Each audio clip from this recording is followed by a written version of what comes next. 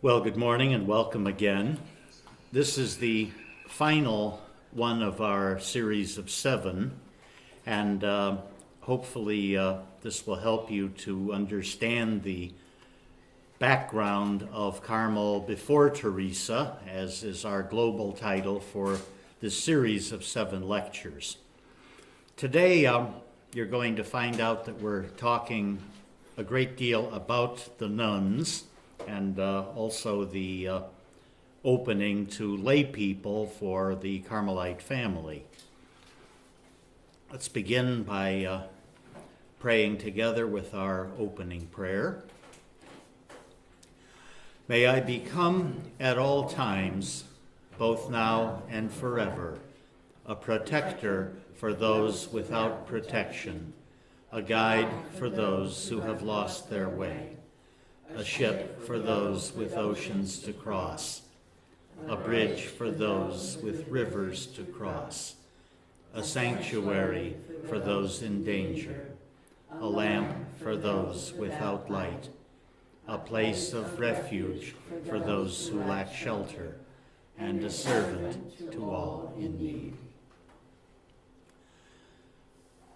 Just giving ourselves a quick footnote, we are continuing to be very much indebted to Father Patrick McMahon for much of the groundwork on the research and the visual elements that are into this PowerPoint projection. It's a little bit strange that it took so long for the Carmelite family to open itself officially to a female branch. It wasn't until the midpoint of the 1400s that happened.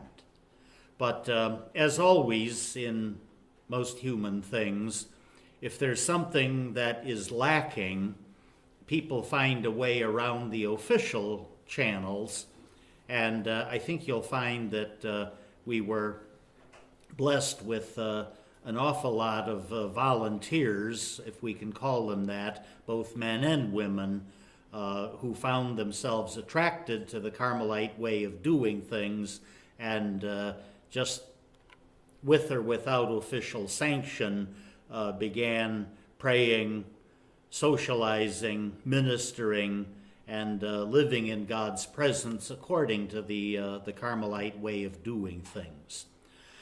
Let's take a look, first of all, at the role of women in religious orders way back in the earliest church, way before there were such things as known Carmelites, men or women. In the traditional view of monasticism, at least in the Western church, we look for the monasteries of Benedictine and Cistercian nuns. These women's communities grew up quite parallel to the men's order and right alongside of it. Unlike the Carmelites, the men and the women essentially grew up at the same time, and in the case of the Benedictines, in one family with twin siblings. Even earlier than that, we have the beginnings of a women's movement in the Eastern Church, especially like so many early developments in the church. Syria, like Egypt, turned out to be one of the places that was a kind of place of nourishment for this sort of expression. We can refer to these earliest monks and nuns, if you like, as specialists in Christianity, people who knew what was the basic minimum for achieving salvation, but needing to go far beyond that. Remember that in the earliest church there was a sort of a protest movement against an overly secular church that seemed to be only half-hearted in following the gospel. People both men and women alike were drifting away from the institutional church to live more fervently, and this will eventually lead to communities of both male and female as a whole new institution. This whole idea of, as you can see here, putting on Christ, to use that term, means imitating Jesus as the single one of the Father. Now, this was, in human terms, going to be expressed in virginity. We're going to see eventually, and I'm sure you remember this from previous lectures, that in the Book of the First Monks, Philip Ribaud highlights Elijah and Mary as the first man and the first woman to practice virginity for the sake of the kingdom. This is, of course, not heavily intended to be a historical insight, because Ribaud was more interested in symbolism than he was in historical chronicling.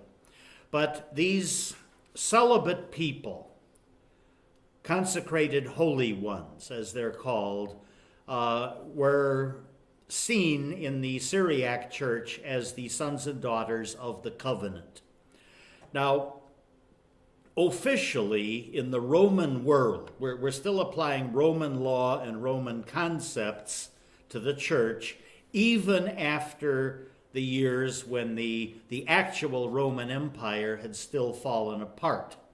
Roman law and Roman attitudes will continue, quite frankly, because there was no alternative. This is what people had gotten used to. This is what they learned in school, if they ever went to school.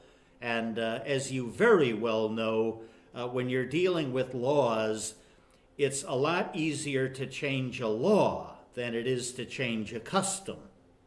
And with no real Roman Empire around anymore, customs were governing society. So the women in the church were considered to be respectable, but inferior.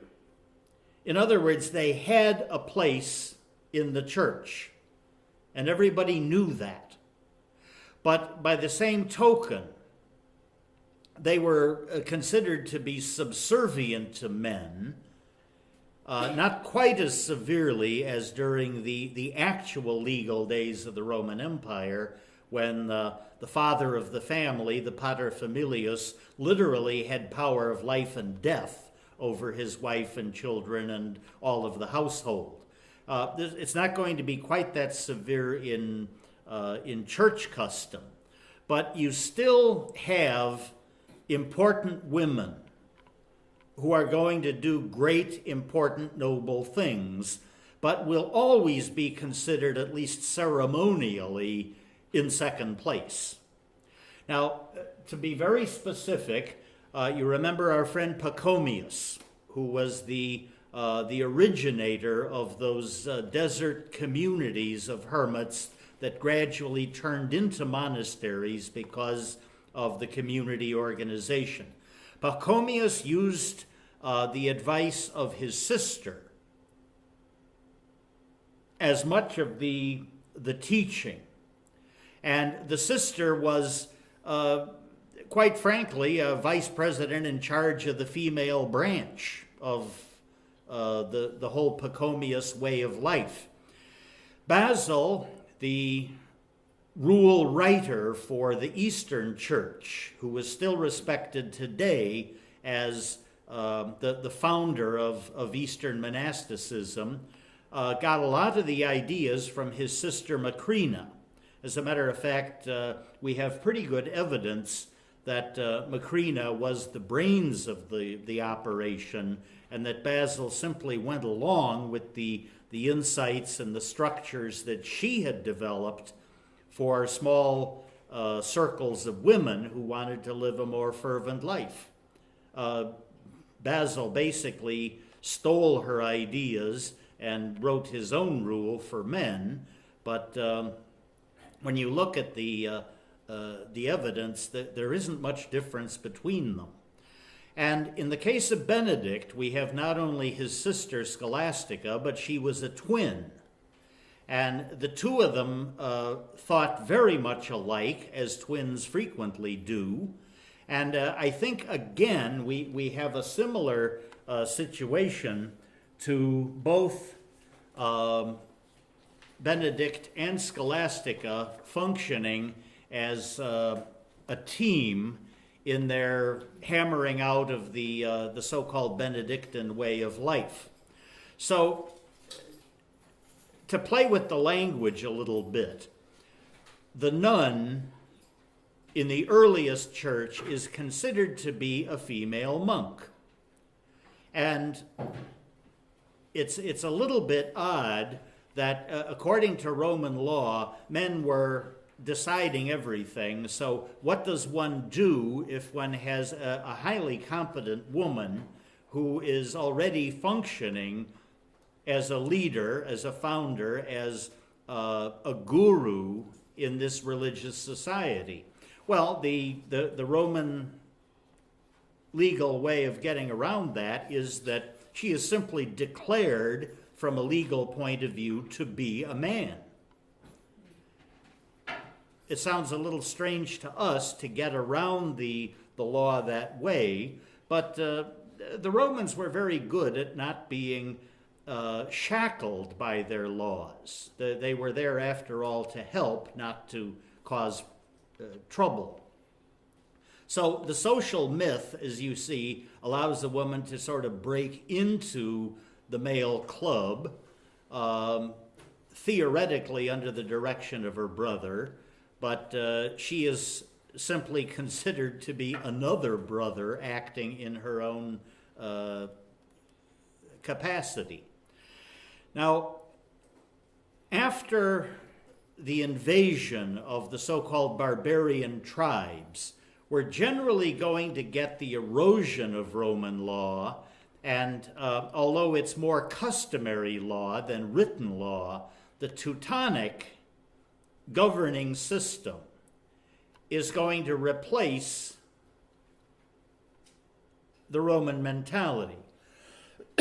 This is good news for women because the Germanic tribes considered women to be roughly the equal of men, and it was considered to be a ranking that took place on what they could actually do rather than what gender they happened to be.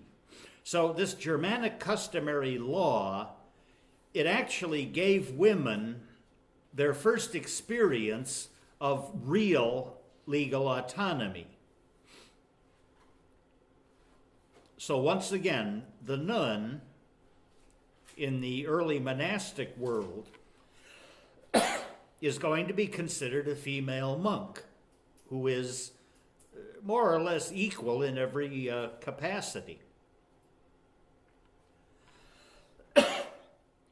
And so in the Benedictine monasteries, the rule essentially made the abbess not the mother of the community, but the father of the community, a female father. One thing that you might find interesting is that in our own time, in many Muslim states, places like Kuwait or Tunisia,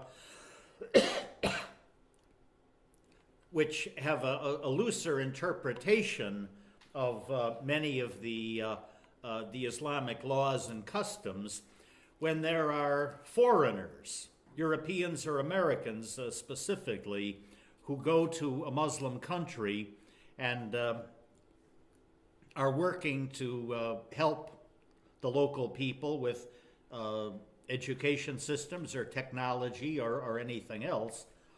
In many cases, the men and women of those families get special legal standing. And especially for the women, in a country like Kuwait specifically, there is a pin that they can wear that comes from the Emir of Kuwait that declares that according to Islamic law, this person is a man. And therefore, the religious police, the civic police cannot enforce the restrictions on Islamic women on anyone who's wearing that pin. Now, if the woman forgets to put the pin on at the beginning of the day and goes out into the public square, there can be misunderstandings. She's supposed to get special treatment, but if a particular local person doesn't see it, how is he or she going to know? But once again, this idea of having women more or less masquerading as men, at least in a legal sense, it's not just unique to early Christianity. This is a rather interesting little twist of imagination. In Benedict's rule, he assumes a basic equality of monks and nuns. Now, this is taking advantage of the growth of Teutonic customary law. Even though Benedict himself was a Roman and one who knew Roman law very well, his rule in subsequent centuries had a great deal of flexibility and leeway, which is certainly good news for the people in those houses. And this also means that you have a very good education possible for religious women. All you have to do is think of people like Hildegard of Bingen in the medieval church, who was pretty close to a universal genius. She was abbess of her monastery, which means father of her community legally. But she was also a philosopher, a theologian, a musician, a writer of excellent poetry, and someone who was able to do nearly all things well. In the old Roman world, that would have been inconceivable. And in what follows, especially after the 12th century, that's going to start getting cut back. The nuns, during this interval period, would usually wear the same habit as the monks, simply adding the veil at the time, which was more or less the dress of all women in society. In the case of religious women, a black veil normally signifies that this sister has taken permanent vows, solemn vows, and has committed herself to be a choir nun. In other words, participating in the divine office and the full liturgy with the rest of her community. The sisters who were considered to be externs or lay sisters would usually wear a white veil. These were the women who would go out and do the shopping or the contact with the outside world. They weren't as restricted as the choir nuns, but of course they didn't have any of the loftier responsibilities either. And of course the white veil usually would also be applied to any of the younger sisters who were postulants or novices or still in their probationary period without a lifetime commitment. I don't know when this began, but these days our African sisters in the Carmelite family have a custom, at least in Kenya, that postulants wear a blue veil. And it's only when they enter novitiate or have at least a temporary commitment that they transition to the white veil, and then finally the black veil when they become what we sometimes call lifers. Now, generally the nuns followed the same rule as the men. And unlike people in our own time, they didn't even attempt to change the vocabulary to female endings for the words. They just kept the masculine language and understood that it applied to them in the same way. Now, of course, the Eucharist, the Mass, was not open to religious women then as it is not now. But many of the nuns developed non-Eucharistic liturgies in their own that they would be able to lead and participate in, even if there were no chaplain present.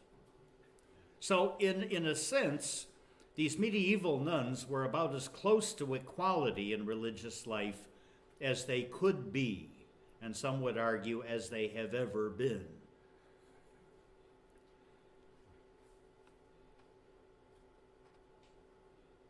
Here are a few of the more notable abbesses of the medieval period. You see Hildegard there. Hilda of Whitby in England was highly enough respected so that she was actually able to preside over the Synod of Whitby, which was held at her monastery. And she was able to settle a dispute, to reconcile differences between two observances in the English church. One of them was an older Roman observance, and there was a kind of an alternate observance that was Celtic. These two had been disputing about an awful lot of theory and customs, and Hilda was able to bring representatives of both sides together at her house, sit them down, mediate their differences, and eventually merge together into one unified English church. This is a rather substantial accomplishment, especially for a woman, except that she was actually a man legally. Now, in the 12th century, we're going to get a revival of the church in general across the board. We've already spoken about the Gregorian reform of Gregory VII. This was in the 11th century. As this continues to develop, there's going to be a re-emergence of Roman law. Roman law had the advantage of being written down. The Teutonic Law, the Germanic law, the customary, even the so-called English common law, which is the basis of the legal system in the United States, these were not at first written down. The people who studied the law knew what they said, but these were customs that they simply applied because, according to them, everybody knows what it means. And so we can just apply it to individual cases as they come up every day. Well, by the 12th century, the Roman law had made a counterattack against the Teutonic system. And the monks themselves began to clericalize. In other words, these large communities of Benedictine and Cistercian brothers, who had been there in rather large numbers, began to be ordained to the priesthood in large percentage. The practical reason for this was that another custom had been growing of donations to the monasteries by families who wanted prayers and especially masses for themselves after their death, for members of their families, especially noble families wanted almost constant prayer for their deceased relatives, in many cases because they had been known criminals, and figured that, if they couldn't save themselves during life, perhaps the nuns or the monks can pray for them after death and make some sort of deal with God. Well, if there's going to be a contract in effect with a monastery, that there will be perpetual masses for my deceased relatives. And abbots and abbesses were willing enough to make a deal that prayers would be said for all time in the future, no end, for a donation of money or land or some desirable thing, which sadly can be used up, but the obligation remains forever. This was not a very bright thing to do. But one way of ensuring that could continue would be the existence of large numbers of priests within the community. Now, this is going to give an advantage to the male religious that the females cannot follow. And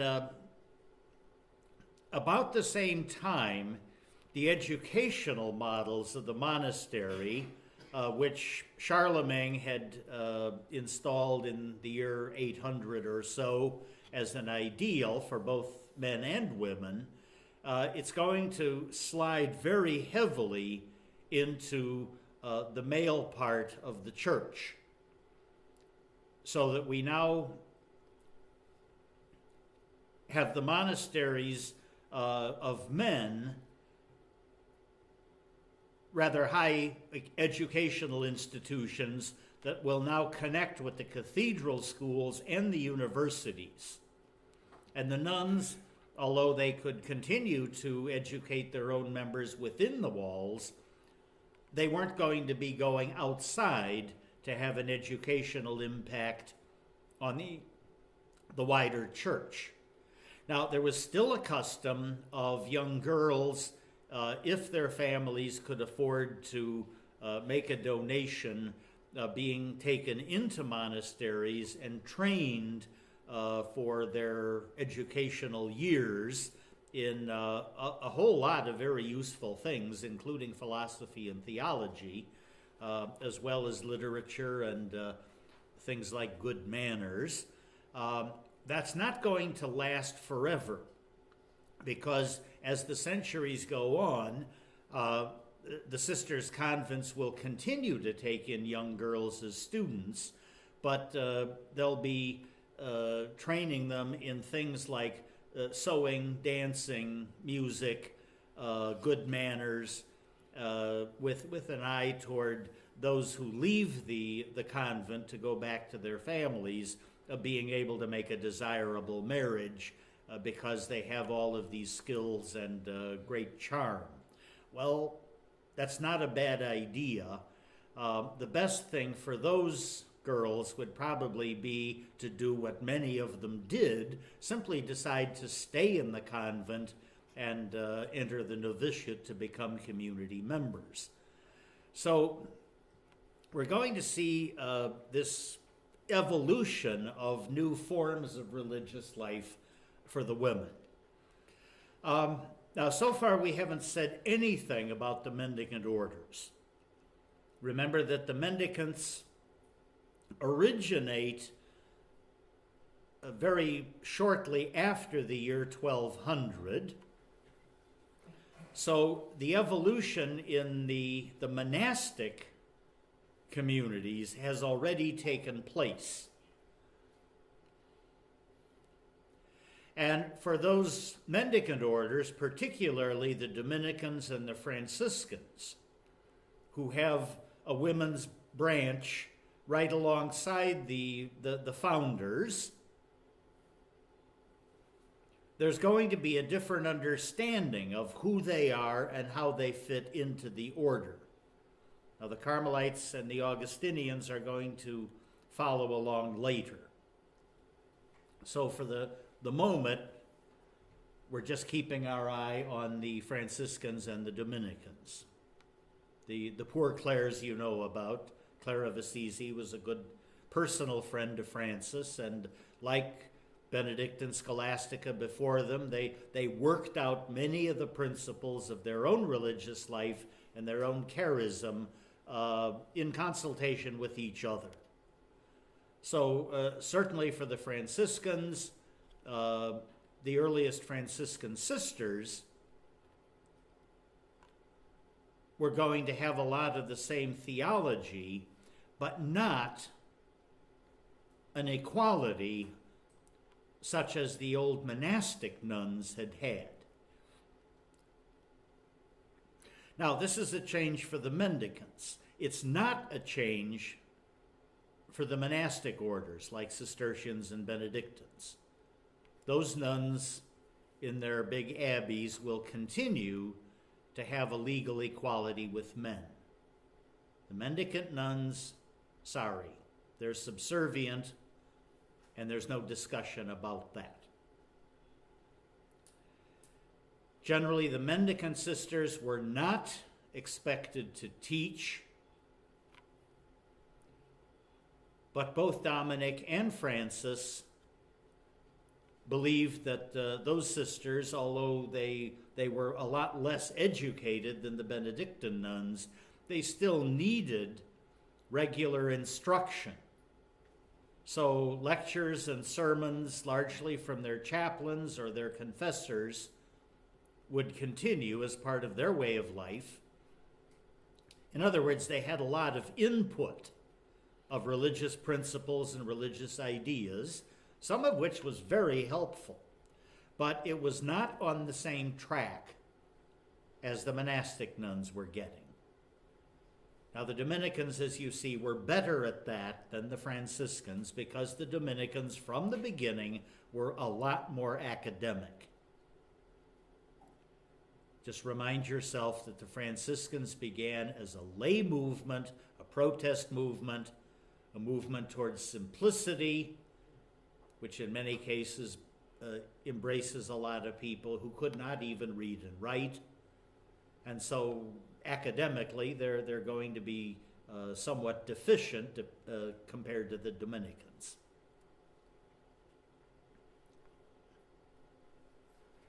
So the mendicant nuns, pretty much from the start, will accept things like a fairly strict enclosure.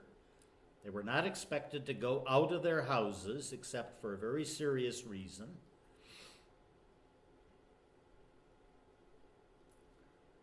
They certainly accepted community and personal poverty, simplicity of life, and simplicity of house. They were much smaller communities than the monastic abbeys. And their simplicity of life, together with their prayer life, was the service that they presented to the people among whom they lived. They were there largely to not only pray for people and their various needs, but to give good example that it was possible to be poor and simple and celibate and still live a good, happy life. Now, part of the institutionalization of that way of life is going to be enshrined in a decretal that was issued by Pope Boniface VIII. The date for that is 1292. This finalizes the hard enclosure of the mendicant nuns. Boniface was an extremely powerful and ambitious pope. He didn't have the actual power of someone like Innocent III, but he thought he did. And so Boniface VIII, some people refer to him as possibly the last of the truly medieval popes. He was extremely severe in trying to crack down legally on a great deal of the institutions in the church. And so, as you can see from that document, pericoloso, which means dangerous,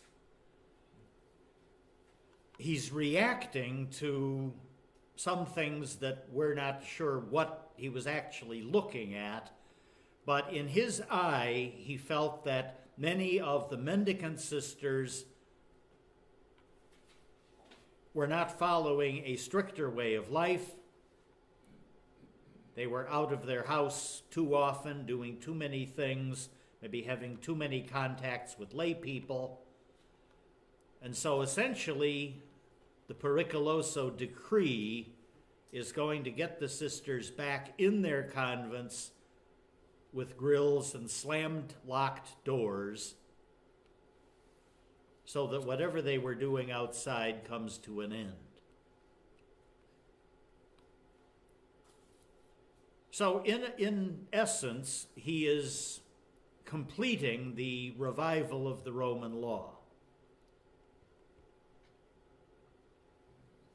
Some people like to think of Boniface VIII as sort of the Donald Trump of 1300, assuming he could do everything and that dishing out decrees would suddenly be obeyed and respected by everyone. But we know in the story of his own life, Boniface VIII had a great deal of trouble getting the rest of the world to accept his very strict decrees and laws. Now, for these mendicant convents, it required a lot of physical confinement.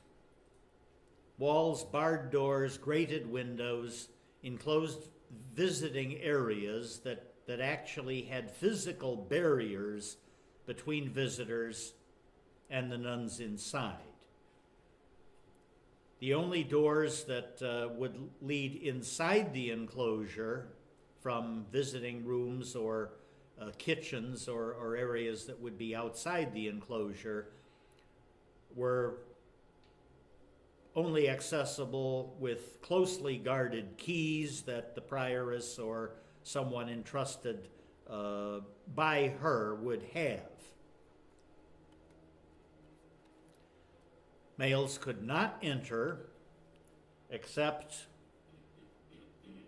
in the most rare cases of, for example, a sister who was dying and needed the last sacraments, although it would be probably more probable that the sisters would find a way to bring the dying nun outside the enclosure so that the chaplain could tend to her final moments.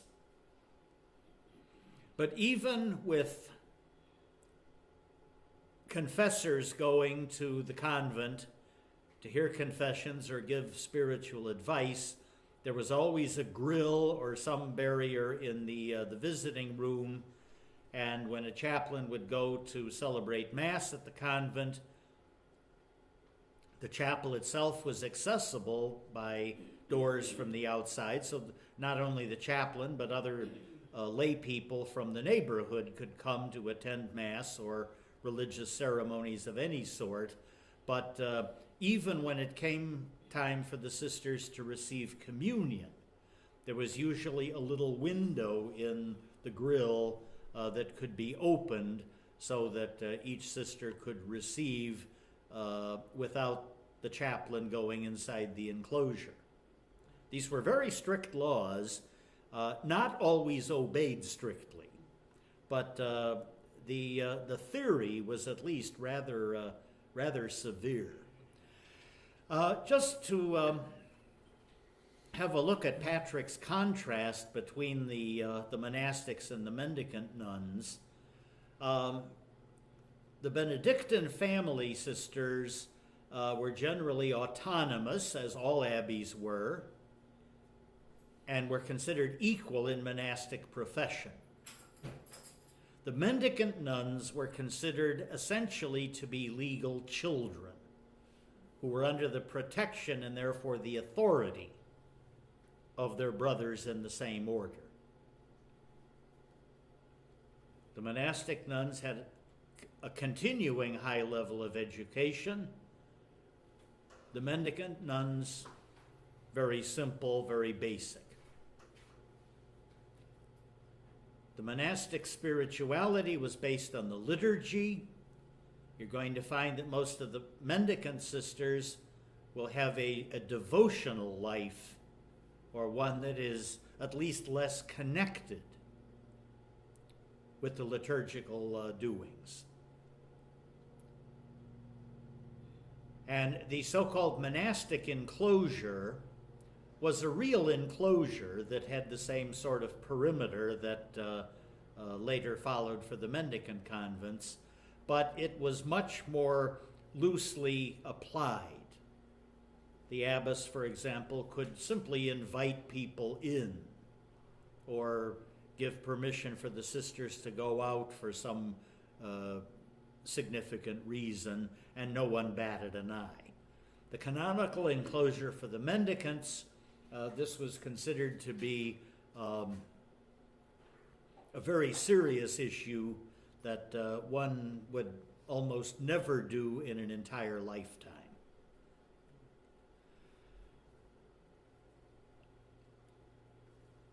Continuing the contrast, the mendicant men are now going to largely be university educated, especially those who are designated for the priesthood.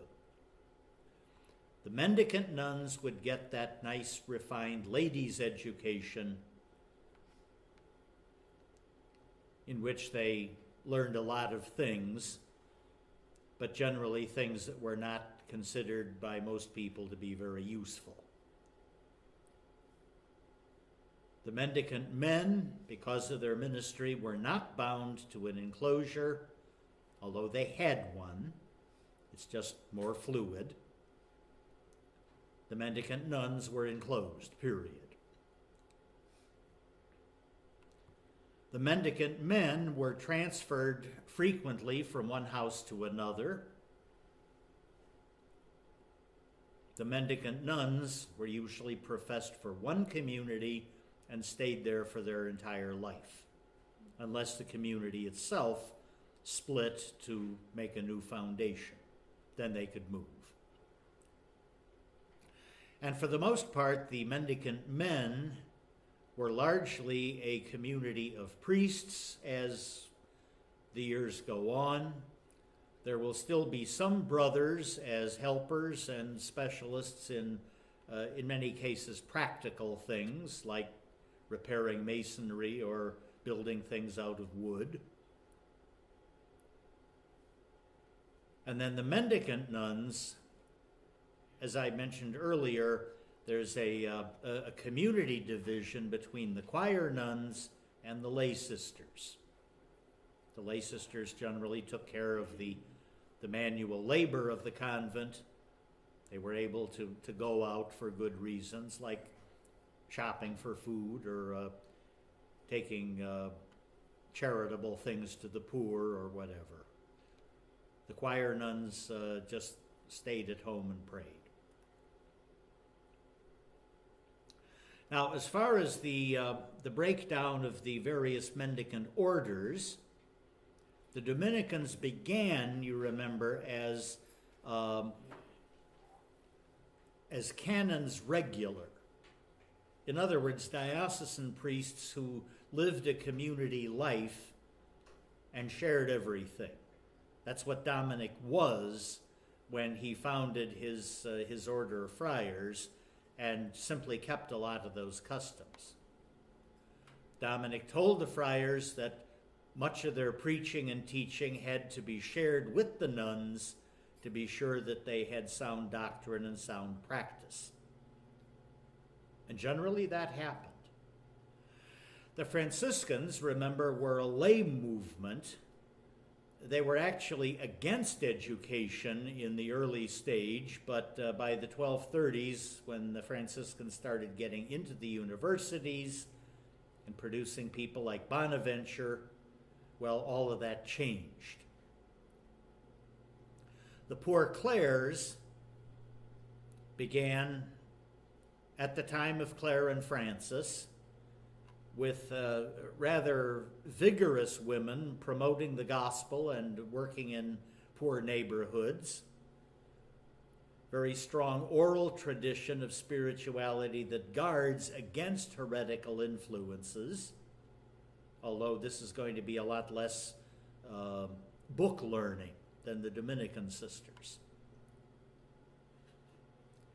For the Carmelites, initially, even the generals of the order were largely hermits who weren't against education, they just didn't have any. And it's only after about 1270 that we're going to see Carmelites going to higher education. The first Carmelite who actually receives a doctorate from the University of Paris, you may remember, is Gerard of Bologna.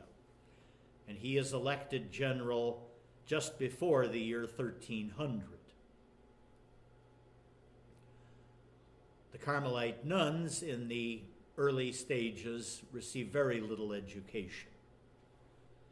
And then finally, the Augustinians, initially, like the Carmelites, were lay hermits, and they came to the educational world about the same time, by the end of the 13th century, so that essentially when the Carmelites and Augustinians came to the university world, the Dominicans and Franciscans were already well established and had staked out schools of theology and philosophy of their own, and seemed to enjoy bickering and fighting with each other all the time, something academics are supposed to like to do.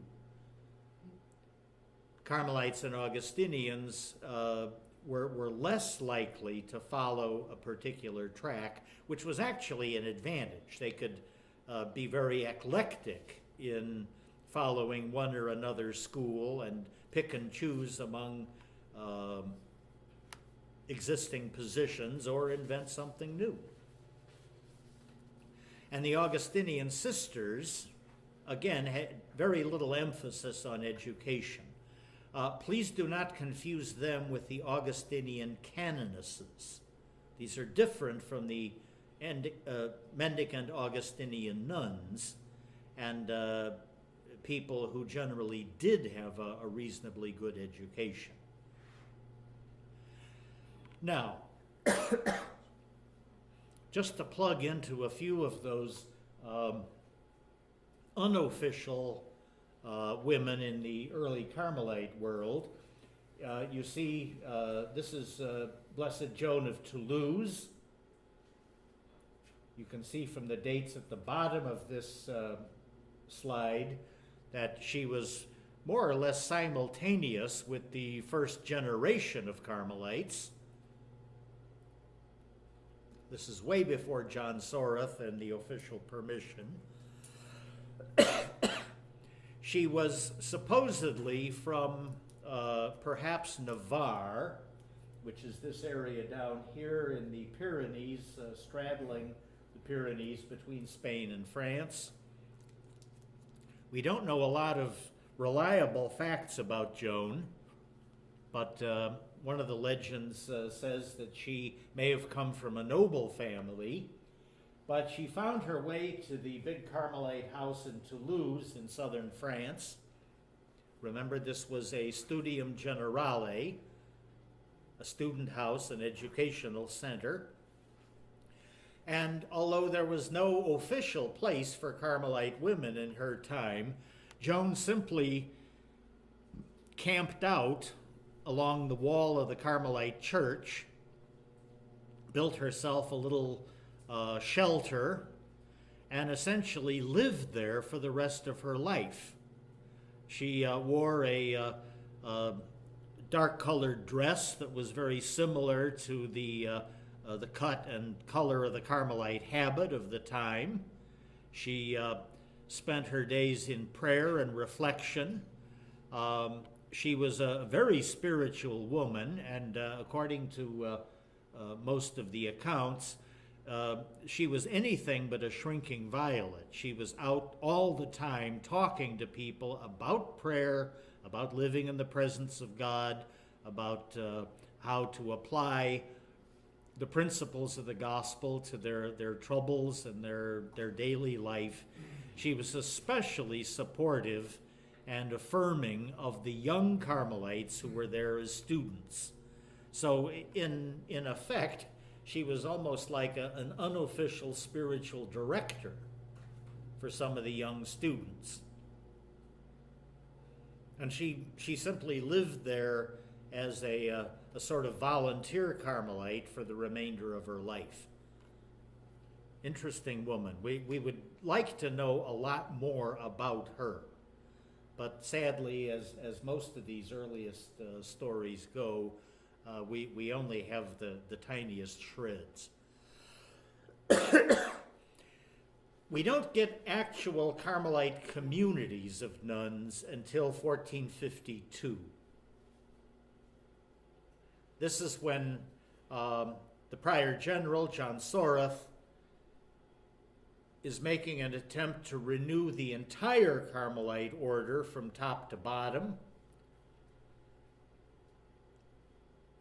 And he sees an advantage in the energy of allowing in holy women who want to join the Carmelite way of life, because fortunately these new volunteers don't have any of the bad old customs and habits of the friars who have been around already for 2.5 centuries.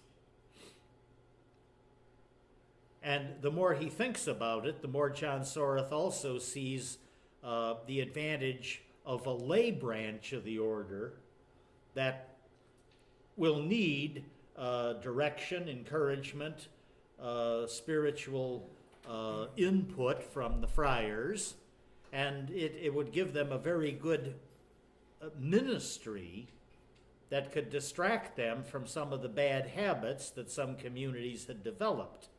And by way of exchange, the lay Carmelites could encourage and motivate the friars to live up to their vows.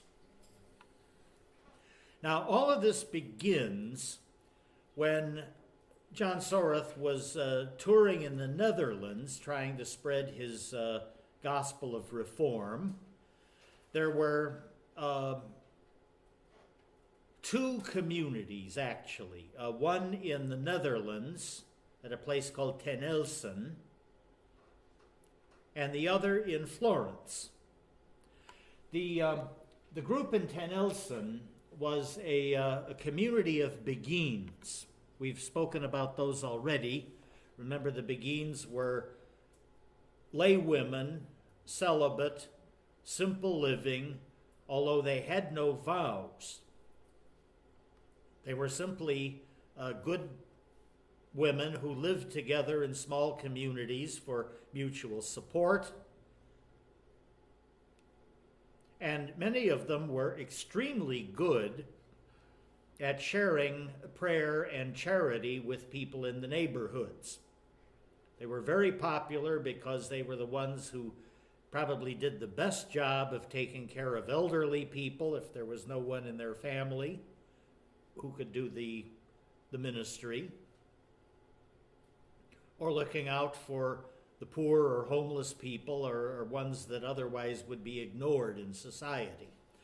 Well, one of the reforming cardinals of the period, Nicholas of Cusa, was touring through the Netherlands and Germany, and he liked the ministry of the Beguines, but the fact that they had no vows, no direction, no official connection with the church bothered him. And so he made the decree that Beguine communities had to find an existing religious order as their patron and protector, and that they would now adopt the observance of a religious rule, including vows. Well, the Beguines of Ten Elsen had already been getting a lot of help from the local Carmelites, and so when John Soreth was passing through the region, they petitioned him to allow them to become Carmelite sisters, which would be a very easy jump for them because they were already thinking, praying, acting like Carmelites. And of course, Soreth saw a great advantage in that request. About the same time, he was hearing that there was a small circle of what are called pinzochere in Florence. More or less the same story. These were unofficial women who were living good lives and needing to find a sort of parent order. And the community in Florence notified John Soreth that this request was coming to them. So John Soreth decided it's time to open the gates to women Carmelites. He writes back to the prior of the Carmine in Florence to contact Pope Nicholas V and make that request. So that was done. Apparently the Florentine prior was very well connected in Rome and understood the system better than John Soreth did. And so he makes this request, and Pope Nicholas responds very quickly. This is the document that we call Cum Nulla. You'll find it interesting that Nicholas V is the first one that we consider to be a genuine Renaissance pope. The Renaissance in Italy at this time was beginning to take off as a major cultural explosion. And Nicholas was getting petitions from some of the cardinals and prelates that he should condemn the principles of the Renaissance because it seemed to take honor away from God and give it to human beings instead, as though humans were running the world and didn't need divine grace anymore. Nicholas disagreed with that and refused. He said basically two things. First of all, human beings are the pinnacle of God's creation. So if we emphasize Renaissance humanism, we're not deteriorating from God's glory, but elevating it. And the second thing, it basically was more practical. He told his critics, if we condemn a cultural movement which is already up and running and going on its own steam, we simply have no influence. It makes a lot more sense to climb aboard, to dialogue with the Renaissance thinkers, and above all, to provide patronage for Renaissance artists and sculptors and architects to do their work in churches. So that was done. This is something that we owe Nicholas V a great deal of thanks to, because he managed to put the church squarely inside the movement of the Renaissance. And, if you look around, especially Italy today, 80% of all of the Renaissance art is religious art. It's glorifying virtues, lives of the saints, scenes from the Bible, personification of virtues in practice. And, it's probably one of the best teaching tools the church has ever had. And as though that weren't enough, Nicholas is also the one that we credit for being the founder of the Vatican Library, because he supported Renaissance scholarship, and the Vatican museums, because he was also a collector of Roman and Greek artifacts and paying people to study these and learn what we could from them. So Nicholas was a busy guy. So what he does in this cum nulla document is that he opens the possibility of female religious and simply tells the friars that they're to respect and encourage and protect these women and make sure that they have the best possible experience within the Carmelite family. So he simply gives the authority to the prior general and his designates to be able to go along with what they had been requesting. So the Pinsocere and the Beguines were getting exactly what they were asking, and we're very happy with the results. Now, about the same time, there's another feeler that comes in from, well, I was going to say France, but at this point it was actually the Duchy of Brittany, which is going to be part of France eventually, but was not yet. Brittany is that long thumb peninsula out in the northwestern part of France. It's actually a bilingual state. Some of the people speak French, some of them speak Breton, which is a Celtic language similar to Welsh or Irish or Highland Scots. And at this point, it is the Duchess of Brittany, Frances d'Amboise, who is making the request.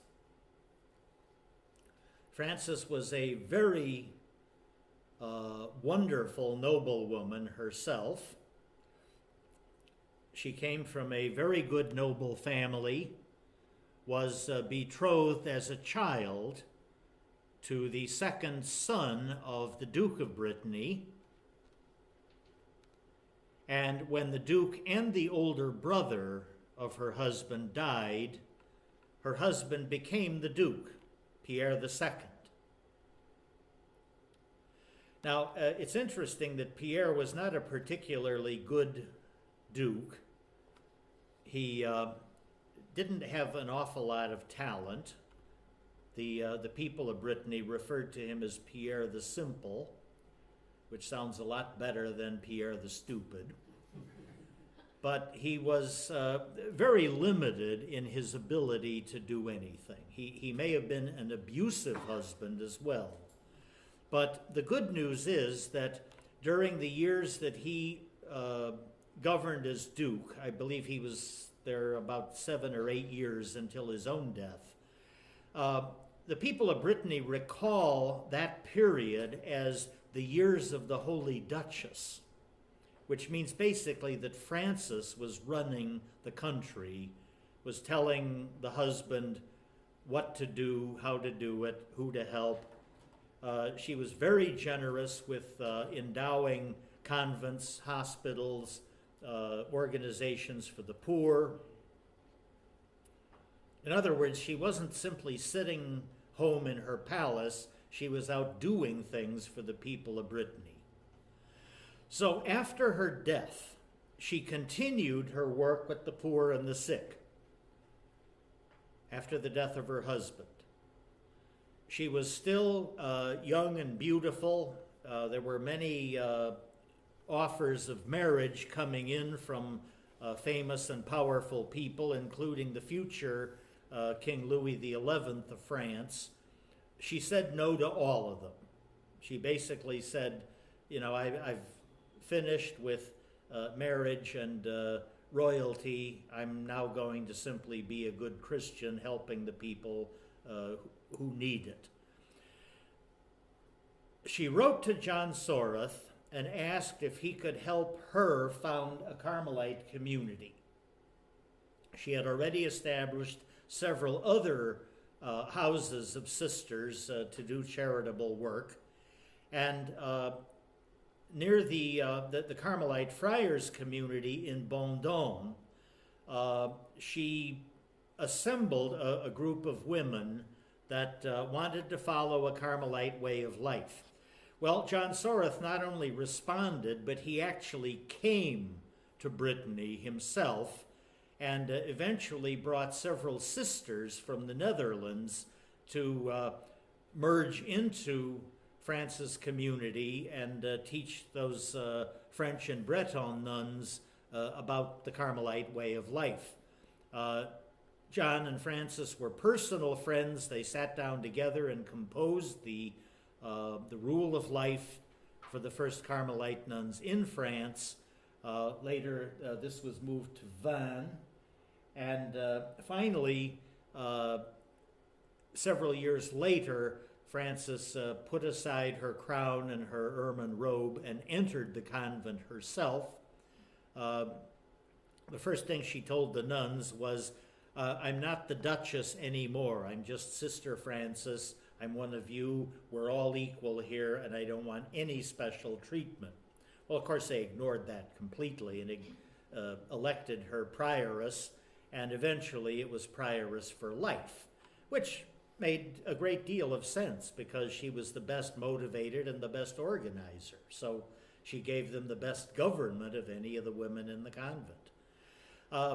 She turns out really to be one of my personal heroes. She's one of those women who was born with everything. She could have done anything she wanted in the world, and she decided that she was going to end her working years in simplicity and relative poverty. But her community was a very good place to live. In general, the first Carmelite nuns are actually going to be fast-track people who were already living some kind of religious life. That term pinsocere is something you don't find anywhere but Italy, but all it means is women who are kind of set aside from society. They're non-enclosed lay sisters that are usually loosely affiliated with a male community. There's another term for almost the same thing called the mantellate. In other words, women wearing a mantle. In the case of the Carmelites, it would be white.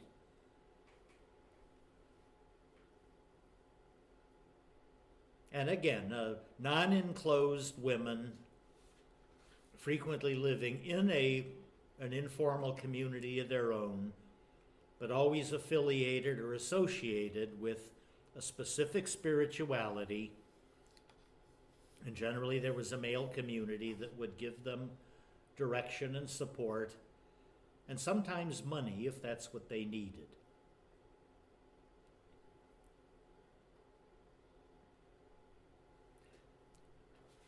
Patrick has done a great deal of research on both men and women Carmelites in Florence, so many of these details are thanks to him and his work. He's noted that as early as 1309, this woman, Diana Buzzadelli, was the first woman that we know of who actually made a profession to the Carmelite rule. Now, she still would have been living on her own. She's not in a Carmelite convent. But many of these pinsocere or mantellate lived in their family homes.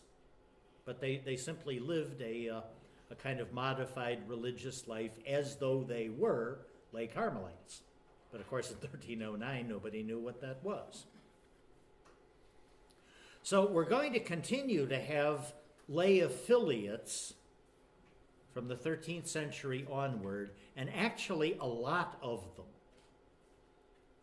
So, in a sense, when John Soreth's permission comes through from the Pope, there are already people who are ready and waiting and prepared to join a more formal union.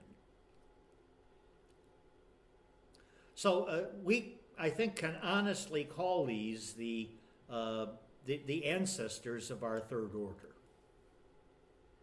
Now, you've heard about confraternities. They are similar to a third order, but generally a confraternity could be a group of men or women, not usually both, but in a particular place, in a particular city, with a particular ministry that they have an eye on.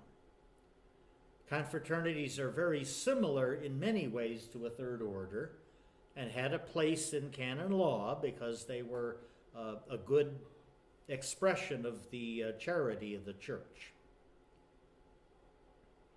And sometimes people from a confraternity could simply jump across the line and become lay Carmelite members. There was a kind of cross-pollination here. Another of Patrick's examples, this Lorenza Lambertucci,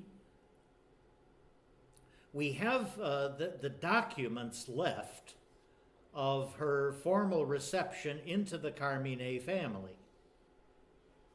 She was asked to make a public statement that was going to become a kind of a template for future women affiliating with the community in the Florentine context. Now, unlike all those missing documents in our history, this one was very well recorded. There was a notary. Notaries in most Latin countries are very important people. They're like junior lawyers who draw up and witness all legal documents, and they are noted for taking meticulous, accurate notes. So, in many cases, if you're researching in a country like Italy or Spain or anywhere in Latin America, if you can find notaries' records, you've usually got a lot more information than you can cope with. Okay, the notary records that Lorenza, on the appointed day, made a formal request for obedience and regular life. So she ascended the high altar of the Carmine in the presence of the chapter and the entire community. They'd been brought together by the provincial, Giovanni di Michele de Septimo, who awaited the candidate at the altar along with the prior of the house, Francisco di Bertoli. The bells of the church were rung, the candidate carrying a cross in one hand and a taper in her other hand, knelt before the provincial. Her legal guardian gave permission for her to do this, and so she formally declares herself to be a conversa. A conversa is simply a person who has converted her way of life. In other words, a penitent, even though we kind of assume that she was not a great sinner. But she was also making herself a sort of oblate of the convent and the convent chapter. So she was volunteering herself in as a kind of a subsidiary member and helper of the community. She then made her promises and received the assurance that her material needs would be taken care of. She was given the Carmelite habit. The whole community stood up, sang a Te Deum, and then she kissed the hand of the provincial, the prior, and probably the senior members of the community. So you can almost see this happening in grand medieval style. Now, it's interesting that this ceremony is kind of a clone of the provincial customs that the friars would have followed after their novitiate. And the only difference is that the constitutions called for a kiss of peace, not the kiss of the hand. Now, there's no mention in the 13th century ritual, as Patrick says, of the candidate carrying a cross or a candle. So, I mean, this is something that the Florentines probably just devised themselves because they thought it would look good, and, you know, it's a nicely symbolic thing. But it doesn't matter. The actual rite can be a whole combination of creative things, and we've done that in our own time, I think, very successfully. Lorenza spent the rest of her life as an oblate of this Florentine community, probably lived in a little dwelling right alongside the Carmine, or close to it.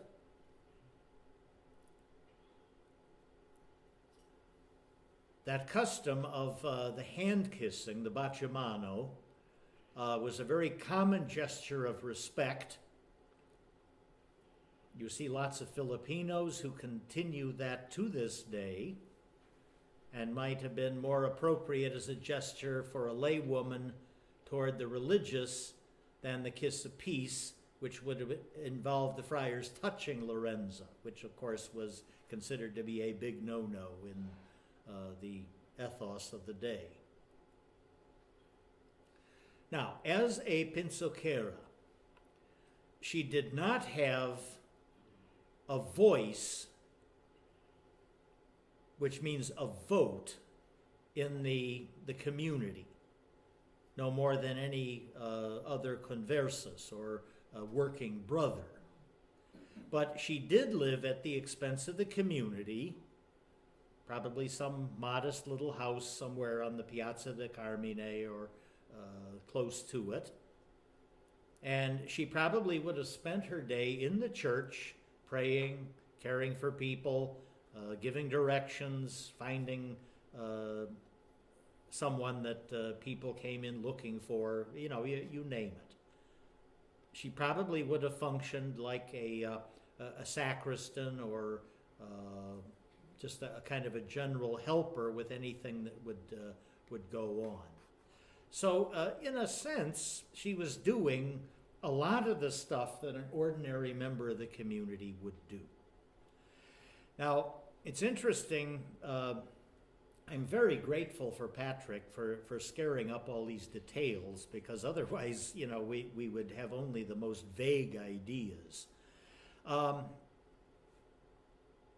Chapter, convent, and friars of the same, accepting and receiving the stability of morals, the conversion, and the adherence to the rule, all legal terms, as well as the proper and customary obedience and chastity, presenting both herself as a conversa and offering and humbly dedicating her goods, as has already been said. She probably didn't have much, but, when you pledge all of your worldly goods, it means everything. The friars accepted, received, and promised, so that they solemnly covenanted with the same Lorenza to give and present the said Lorenza with sufficient and decent food and clothing throughout her life. Decent food in Florence is very easy. So this was essentially a commitment of the members of the community to not only accept her as an associate of them, but to be sure that she had everything that she honestly would need for a decent life as long as she would live. So this is a kind of a nice insight into some of those details. Now, just doing a kind of fast forward, Teresa's sisters are originally going to follow some of the similar customs that you've seen there. But of course, that's really another story. As far as the application of cum nulla to lay people, eventually John Soreth figures out that he has permission from the Pope not only to admit women to Carmelite communities, but to admit women, and there's nothing in the document that says it can't apply to men, to the Carmelite way of life without requiring vows and formal stability in a community. In other words, lay people living in their own homes, raising their families, working at their jobs, living an ordinary life, are now perfectly free to enter into a Carmelite status. So, with people like Joan of Toulouse, who, had no official status whatever, she was just a woman who was there living a Carmelite style of life, now they have a legal place to stand. And this is the beginning of a kind of formalization of that link with lay people that would give them good direction, in some cases probably good documentation or guidelines to follow. Again, for lay people, this Church of San Donato in the city of Lucca had, in effect, a confraternity, which of course had always been legal, but people who were, in effect, a lay association of people living according to the Carmelite system. Now, we know that there were Carmelites in a very good community in Lucca, and so they were right there to help to support and supervise and guide these lay folks in their life. We're later going to have examples of other organizations similar to this in Bologna as well as Florence. And they were generally referred to either as conversi, converted people, in other words, giving up the ways of sin, or manumissi. That term literally means freedom of slavery. Slaves, when they were freed, were called people who were manumitted. Now, in this case, slavery had been long dead in the Roman Empire, but the manumissi in this case were people who were freed from the slavery of sin and given a new life, a new opening as following this religious family. Now, again, going back to Patrick, we have the Degli Amati family. This is a lay couple, Salvino and Lady Bartolomea, who wish henceforth to be called Fra Salvo and Sister Bartolomea. Their document says, "We make our profession and we vow obedience, poverty, and chastity to God and to the Blessed Virgin Mary, his mother, and to you, Fra Rodolfo, Prior Provincial. You're receiving these vows on behalf of the Prior General of said order and his successors, according to the customs, constitutions, and the rule of the brothers of the same order until death." Now that's almost identical with the vows that we say. Just for the record, Lucca is up here. It's very close to Tuscany and the other Tuscan cities like Florence, Pisa, and Siena. So that particular part of Italy seems to be a very good recruiting ground for people who want to follow Carmel in a modified way without throwing over their lives entirely. Now, among the people that you might want to connect with this, we've already spoken about the reform of Mantua in the previous lecture.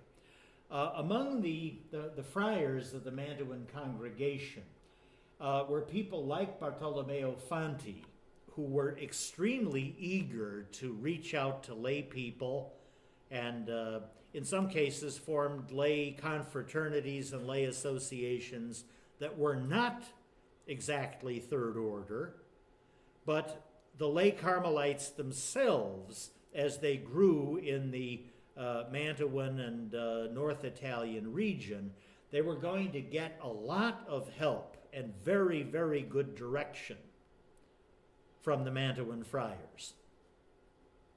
We know that Fanti himself wrote a whole set of constitutions for a local lay chapter, and many of his fellow Mantuans did the same.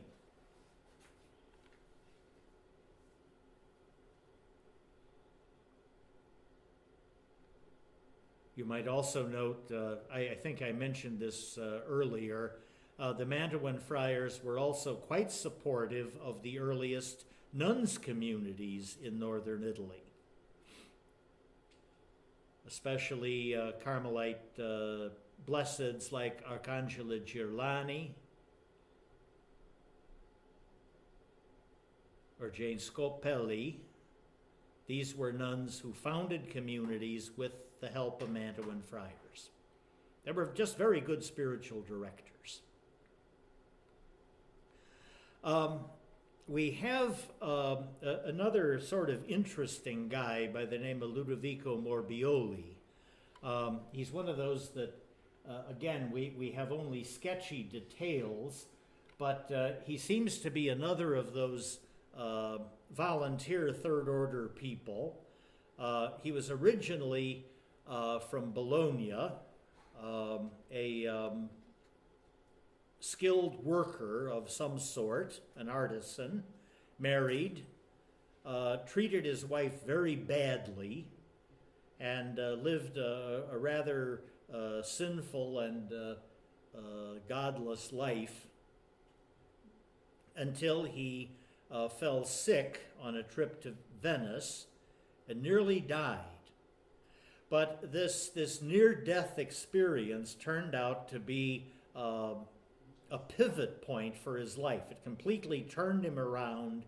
He gave up his sinful ways, became a sort of traveling penitent with a wooden cross and a Carmelite-style habit in gray. And he kind of adopted, you see the Carmelite scapular here as well, a kind of roving ambassador for penitence. He was a sort of street corner preacher, if you like, and one who would go around just talking to people, buttonholing people on the street, trying to encourage them to give up sin and return to the observance of the gospel. And when he finally got sick another time, he decided this point he was giving up medical treatment because God had already saved him the first time to reform his life, and he was going to let nature take its course, and so told the doctors not to bother with any further treatment, and died of his second illness. Now, if you go through the entire list of third order rules, it's not important to know all of these by any means, but you certainly want to note John Soreth's first rule for women who were not cloistered sisters in 1455. He composed another series of documents all over again. The one who is probably the most notable is Miguel de la Fuente, Spanish Carmelite. He wrote a complete set of third order rules and guidelines for tertiaries who did not, or who did take vows of chastity. Now, in the case of people who were married, that vow of chastity means to simply be faithful to your spouse.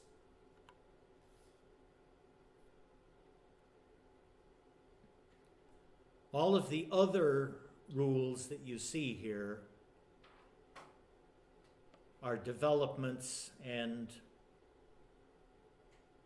variations, updates, according to changes in the various times of the order. You'll notice that the most recent on this list is 1977, which is the first one to incorporate the new insights and reforms from Vatican II.